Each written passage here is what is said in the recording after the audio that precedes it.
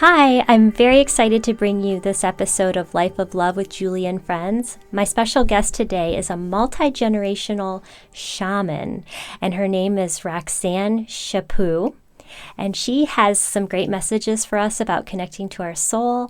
And I want you to stick around to the end because she has a special surprise I think you're really going to like. Thanks for listening and enjoy. Hello and welcome, friends. I'm here today with Roxanne Chaput, and she's a wonderful spiritual inspiration, thought leader in connecting to your soul and greater inspiration. And she's here today to share some insight and introduce us to some concepts that she's felt in her heart and some energy information. And I'm just so delighted to have you here today, Roxanne. Thanks for being on. Thank you, Julie. Thank you for having me on. I'm so honored to be here today. Yay.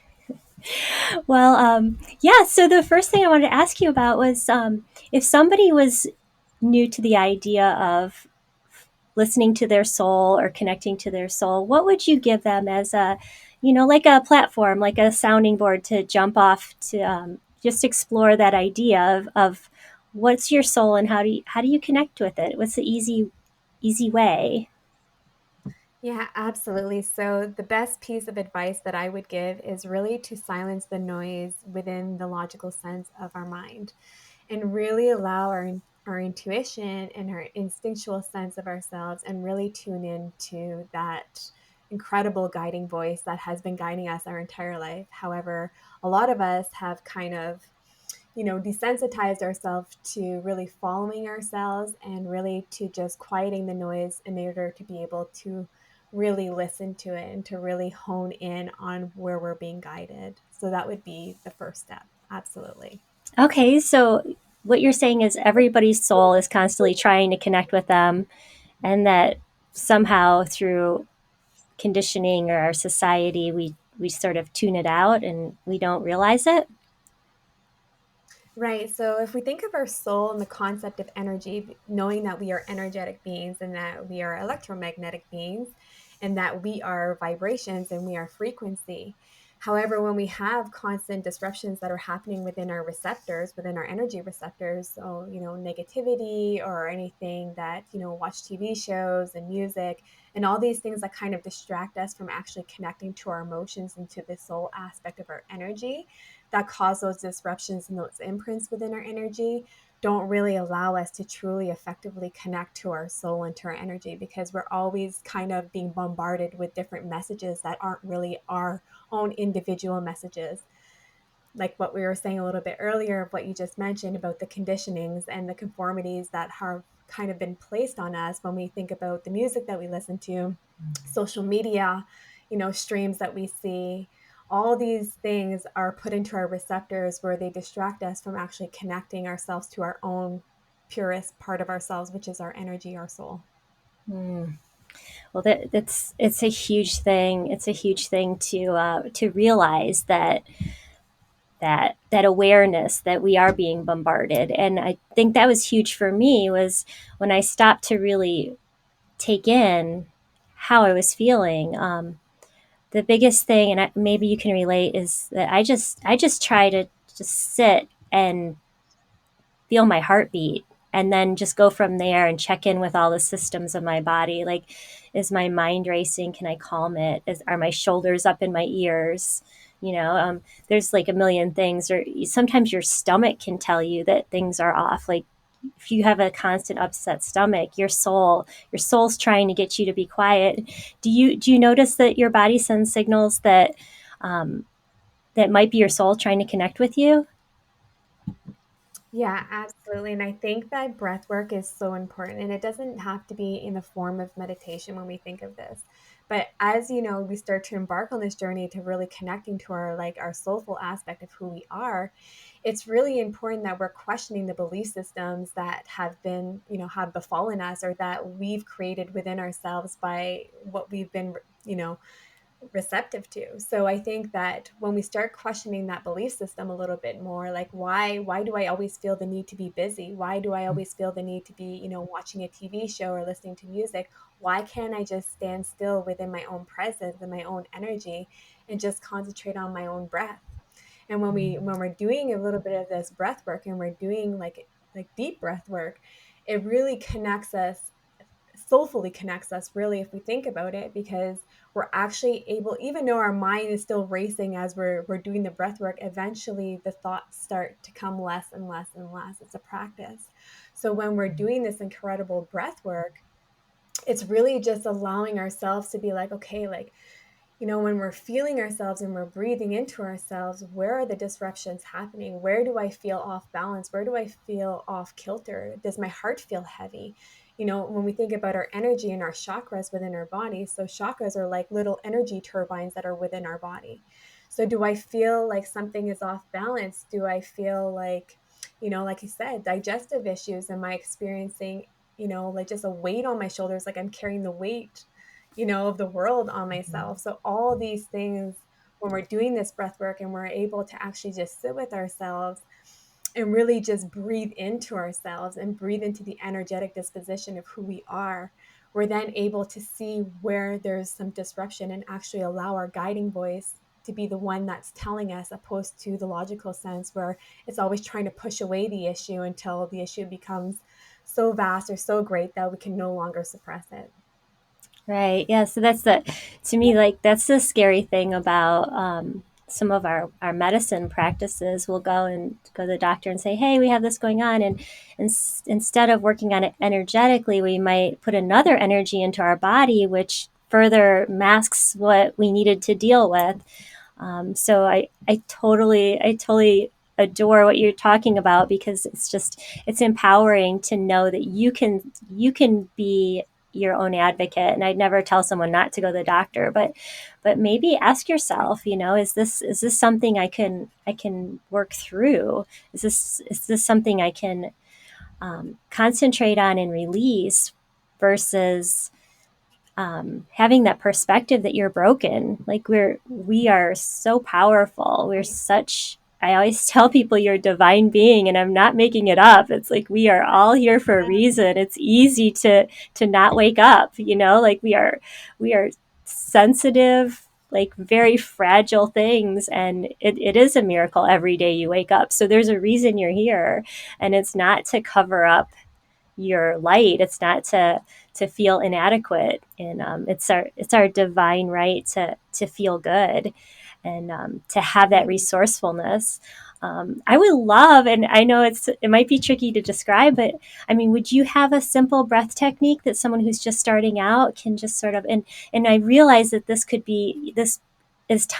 take time. Like, it's not going to be, you're going to do this breath work twice a week and you're going to, all of a sudden feel your heart's light and your mind's clear. But like you said, with the constant, you just keep telling yourself you're important enough. I'm going to keep doing this. And we all breathe, right? We wouldn't be awake with our eyes open or even closed. We breathe subconsciously. So, that the idea of having a awareness of your breath, a consciousness to your breathing, I think it'd be a great thing to give the audience, if you're open to sharing. I know it can get complex, but just a basic one to start from.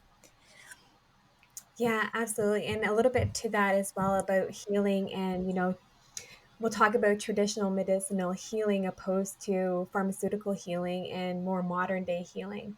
So when we think about this and we think about our body and how our body is so magnificent that it's able to heal itself, we cut ourselves open, we're able to heal ourselves. We have an illness within our body and we're able to cure ourselves. So our body is so magnificent, but so is our soul and so is our energy. Our energy is the biggest entity of who we are, because we are energetic beings. Energy never dies, and that's scientific, that's an organized religion, and so forth. So knowing that the biggest disposition within us is our energy field, that is the thing that we need to be focusing on. It's not, when we think about the medical conditions that are happening right now, it's all due to us not working on our energy at a cellular level. It's about us, when we talk about mental health and we talk about anxiety, we talk about depression, these are things because we've suppressed aspects of ourselves for so long that we no longer know who we are, and we no longer have that inner connection of who we are. So when we think about all these things, about these little pills being able to rectify these issues, unfortunately, no, the root is even deeper than that. It's an imprint within our energy field that there's a disruption happening within our field. So when we think about breath work and we're thinking about, really trying to tune into our body, breath work doesn't have to be challenging. It's very simplistic. You can be in the shower and just, close your eyes and just start breathing from your diaphragm. Put your hand on your chest and the other hand on the diaphragm, and just take as deep breaths as you can. Hold for 4 seconds and release for 4 seconds. So when we think, breathing is so easy, like you said, we do it subconsciously, right? So it's on a subconscious level that we're breathing. We need to breathe in order to live. So when we know this, and we know we're breathing everywhere, you can be in the car and you feel frustrated, or you feel like you're just overwhelmed, just start the breathing technique. It doesn't need to be anything more significant than that. You don't have to go into a meditation cycle. You can let whatever's happening in your mind, just let it go, and just, if you're thinking about it, don't create the resistance of trying not to think about it, because then you're just going to think about it even further. So just allow the thought to kind of permeate through, like flow through, and just like release it. And you can do this anywhere. You can breathe anywhere, right? We breathe everywhere. So it's just, if you have, a mindful moment, you're like, you know what, I don't feel right. I don't feel, in alignment right now. I just need to take, maybe 10 deep breaths and just realign myself and really check in with myself. Like, why do I feel the way that I'm feeling? And start questioning those things and keep kind of digging a little bit deeper into it.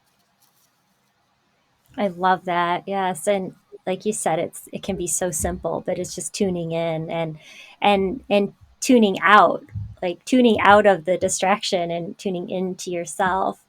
Um, Something that's beautiful for me that I've been doing lately, and it might seem like, I don't know, egotistical, but it just helps me center. I just remind myself that I am, and to me, I am is that I'm enough, and that I am here. Like I said, everyone's here for a reason. And so that coming back to the I am, I don't know, it just centers me in my heart. And then I don't know if people could think about visualizing the clarity of their breath, the oxygen getting to all parts of their body. You think about, and like you said, it's going to like a tummy breath. You're breathing deep into your tummy. Your stomach will stick out if you're doing it right, if I'm correct. Like when you're using your diaphragm, your stomach actually sticks out, which is, we always want to say Yeah. stay tight and we have our Spanx on or whatever, but really you need to get your And that's why we don't breathe properly throughout the day, and that's why we uh, have all those disconnections, right? All these things that we place on ourselves to not be able to actually tune into our breath the way that we should. right. Like I think about the Buddha statues. Like get your Buddha belly going, like own it, love your belly.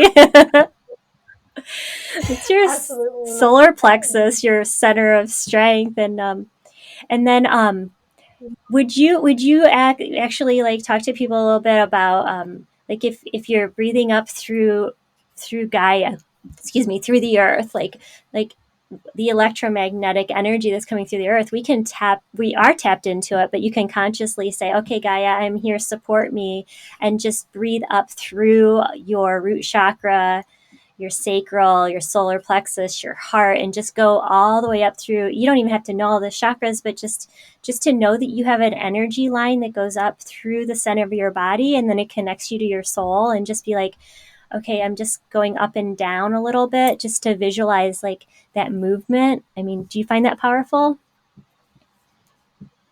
yeah, absolutely. And when we think of, the beautiful, like divine mother, and like Gaia, or Mother Nature, as others like to call it, it's really about tapping into all of the elements, and not just the elements of the earth. Everything within nature has a frequency and vibration and energy field. You think about the plants, you think about the animal kingdom, you think about air, you think about wind, right? You think about all water. All these incredible elements give us and stabilize our energy. They all have a different purpose. And this knowledge really transcends from me, like from my lineage of being a generational shaman. So I Mm. come from generations of healers and, medicine men and medicine women that really encompass the earth and really utilize the earth in order to heal aspects of themselves.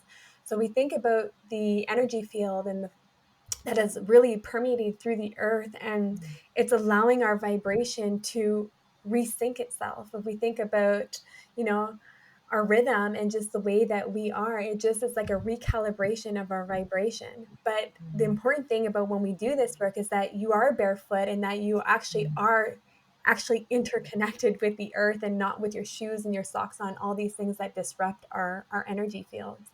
So even like with trees, like going to hug a tree and feeling the energy of the tree gravitating you and pulling you inward, right? Like it's so incredible. So all these things really help restabilize our energy chakras. So depending on which chakra is actually disrupted, it just depends on the vibration that the element is emitting.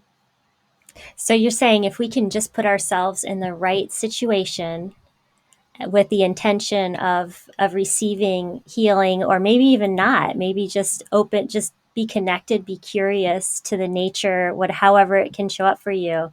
You don't even have to know what you're doing. You just have to be in the right place with an open heart, or like a, or just like the quietness about you that you're going to receive.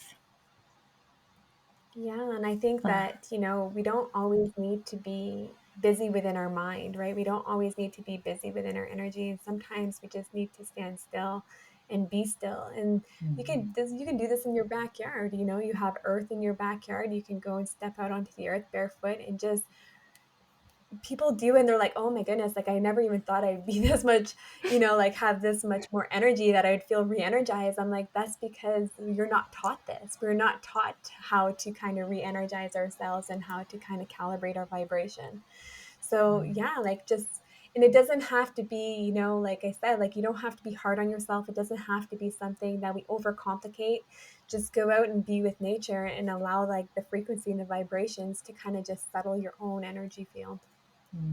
Yeah, that nature is so powerful, and we just take it for granted it's going to be outside waiting for us, because it is, and it's not going anywhere. If we're long gone, nature's going to No, be just fine.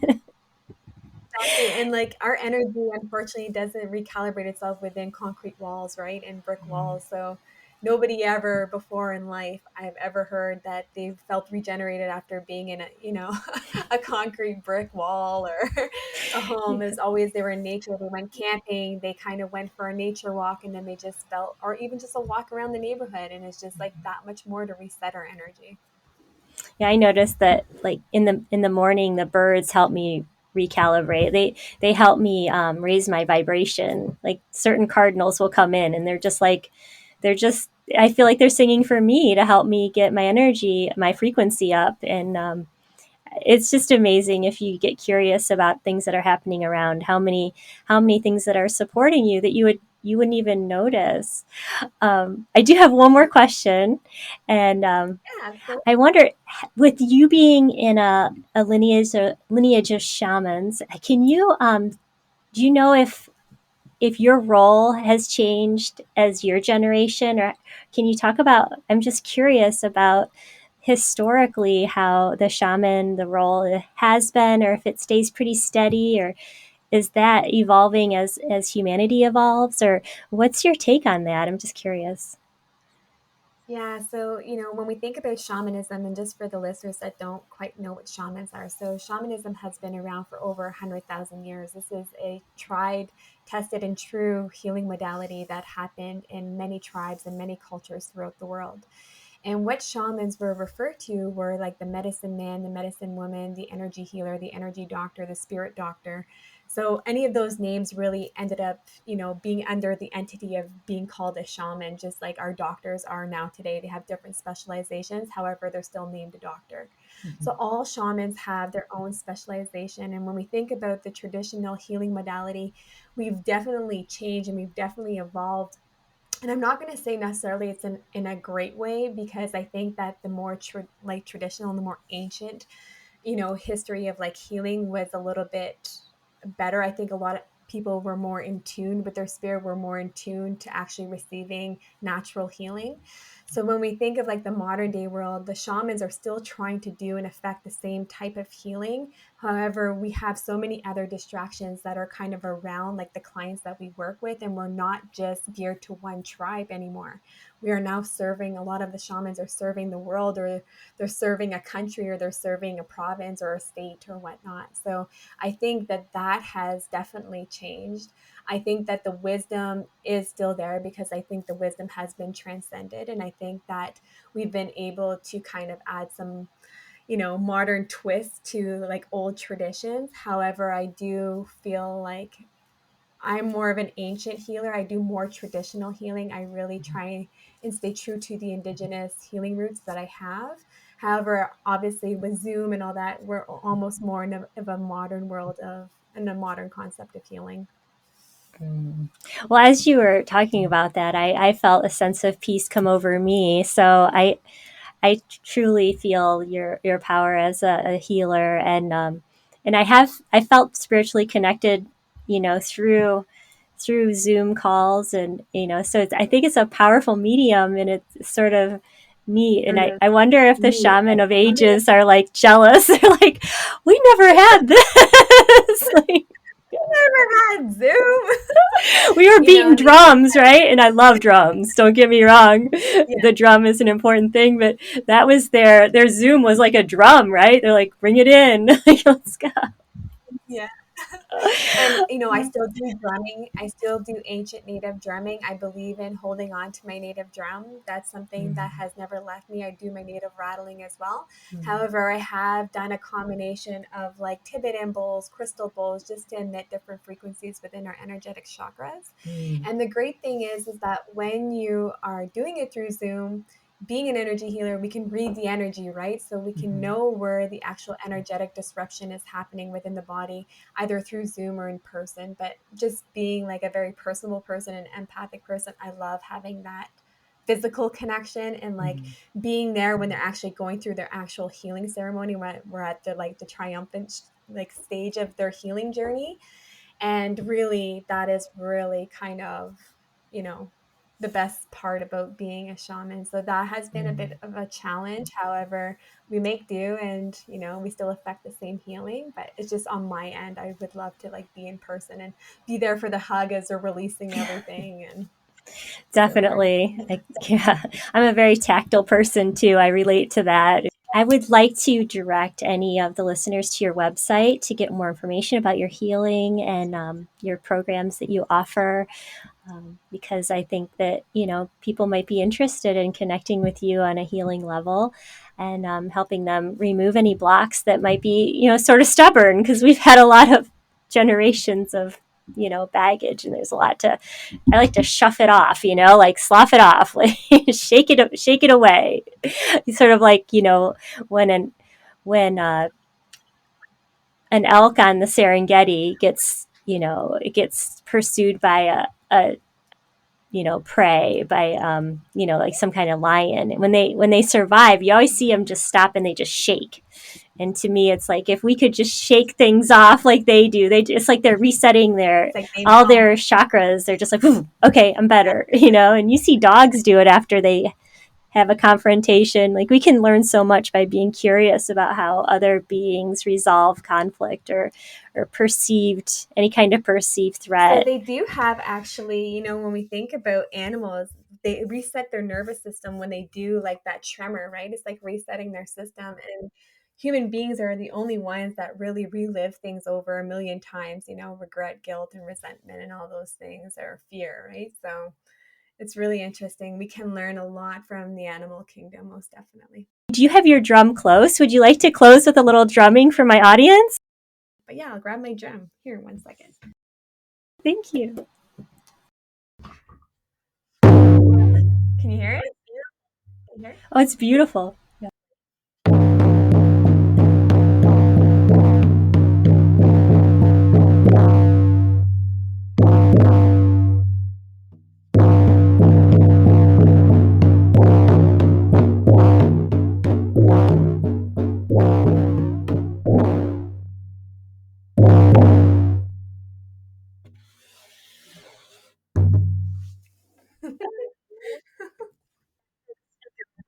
I can play a whole song, but not sure how long the podcast is.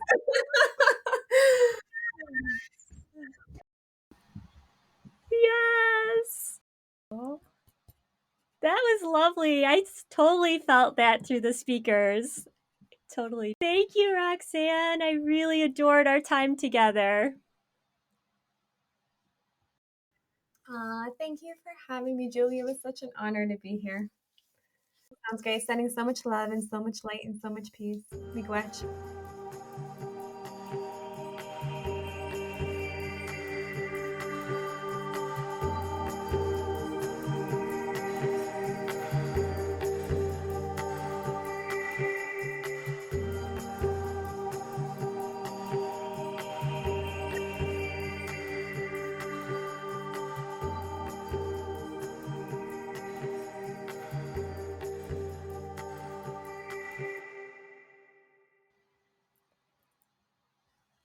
Okay, well, I look forward to our next conversation and be well, be well. Thanks.